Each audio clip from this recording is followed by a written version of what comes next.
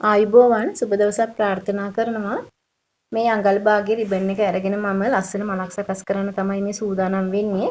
ඒකට මම අඟල් කාලේ රිබන් එකක් අරගත්තා. මුලින්ම මම සෙන්ටිමීටර් 10 ප්‍රමාණයට මේ රිබන් කපා ගත්තා.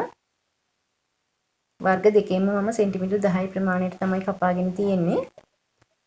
ඉතින් මේ විදිහට රිබන් දෙක එක උඩ තියලා මේ මල් පෙත්ත මම සකස් කර ගන්නවා. මේ සඳහා මම ඉටිපන්දමක් උපයෝගී කරගෙන තමයි මේ මල් පෙත්ත සකස් කරන්නේ. මේ රිබන් කෑලි දෙකේම මුළු අහු වෙන විදිහට තමයි මම මේ තියලා මේක පුච්ච ගන්නෙ. එහෙම පුච්ච ගත්තාම හොඳට තදට හිටිනවා.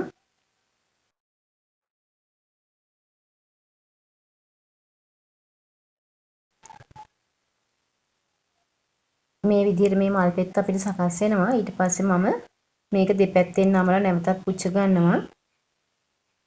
දැන් අපිට මෙන්න මේ විදිහේ මල් පෙත්තක් තමයි දකින්න පුළුවන් වෙන්නේ. මේ මල් පෙත්තේ සිදුර ලොකුවට තියෙන නිසා මම නැවතත් මේක පුච්ච ගන්නවා.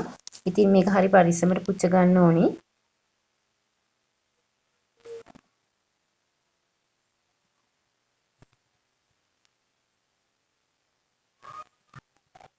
මේ සකස් කරගත්තු මල් පෙති ටික මම දැන් ඉදි කට්ටක් ආධාරයෙන් මහනවා.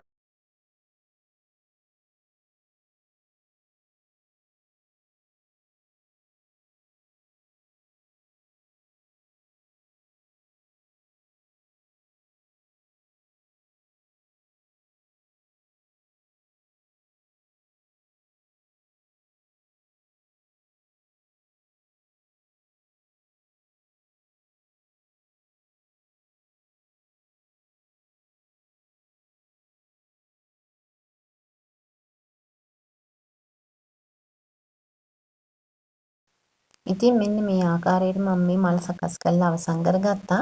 ඉතින් වෙනස් හැඩයේ මලක් විදිහට තමයි මම මේක සකස් කරේ. මගේ channel එක හොඳයි කියලා හිතෙනවා නම් subscribe කරන්න. ඒ වගේම තවත් කෙනෙකුට බලන්න share කරන්න.